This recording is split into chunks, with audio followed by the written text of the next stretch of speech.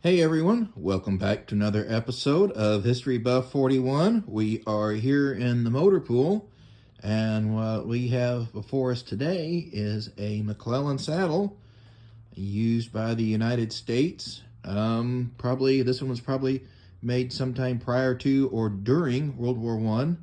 The McClellan saddle was the saddle used by the U.S. military for mounted troops. It was designed by Captain George B. McClellan, later of U.S. Civil War fame General McClellan. This particular saddle, I believe it to be, these are not something I am an expert on, but I believe it to be a model 1904 artillery. I'm not 100% positive on that. But taking a look at it here, we have a brass shield here that says, see if I can get it to focus in a little better, it says 11-inch seat. And basically how that is determined, you would measure from up here, the pommel, to the seat. If you measured out to about here, it comes out to 11 inches.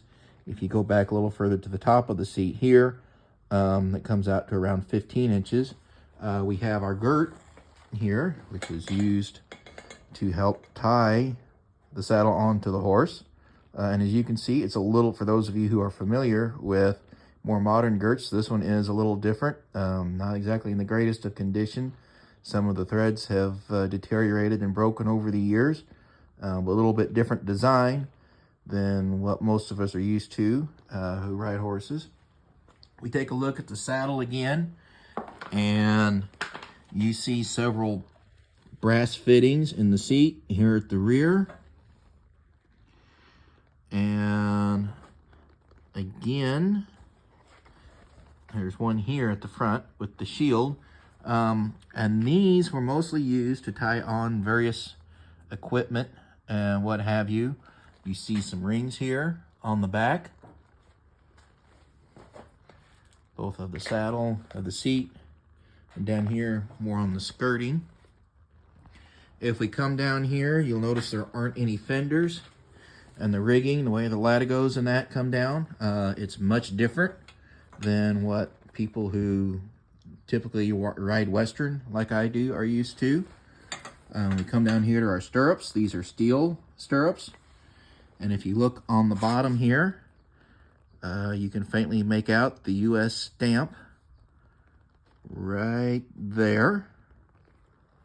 Back up a little bit so you can see the full stirrup. And then if we come around here to the other side, you're pretty much getting the same view. You know, here's the view from the front. Again, more places. These are all brass, by the way. More places for tying on equipment. If you look closely here at the front, you see that is stamped US. You see in the leather, a couple of different places. There's a place over here. I'm not seeing it at the moment. There's definitely a place right there where it's stamped US. But if we come over here to the side, on the right side of the saddle, and we go down here to where everything ties together, we can see stamped in here 5 AMMTNCOE. And what that stands for is the 5th Ammunition Train, Company E. The 5th Ammunition Train was assigned, or was a part of, the 5th Infantry Division in World War One. The unit was activated in December of 1917, and it was part of, is what they called a square division. It had 4 infantry regiments. And then, of course, there were artillery regiments, there were machine gun regiments, and then there were various supply regiments, such as the 5th Ammunition Train.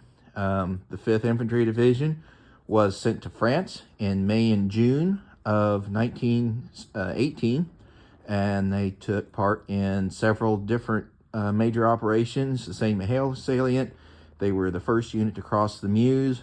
The Germans referred to them as the Red Devils in relation to their red diamond division patch, and In the United States, they were known as the Meuse Division for being the first division to cross the Meuse River.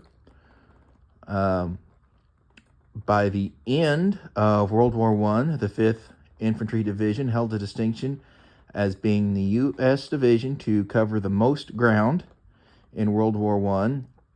After the war was over with, they stayed in France or in Europe until 1919, basically doing occupation duty in Luxembourg and Belgium, and then they were brought back to the States and deactivated in 1921. So that's kind of a little interesting piece of history, and shows just kind of what you can find out if you find one little piece of information about an item and do just a little bit of research. So that is it for this edition of History Buff 41. Thanks for watching, and please be sure to like, share, and subscribe to the videos. And in order to keep from missing any other videos that we put out, please be sure to ring the notification bell. Thanks for watching.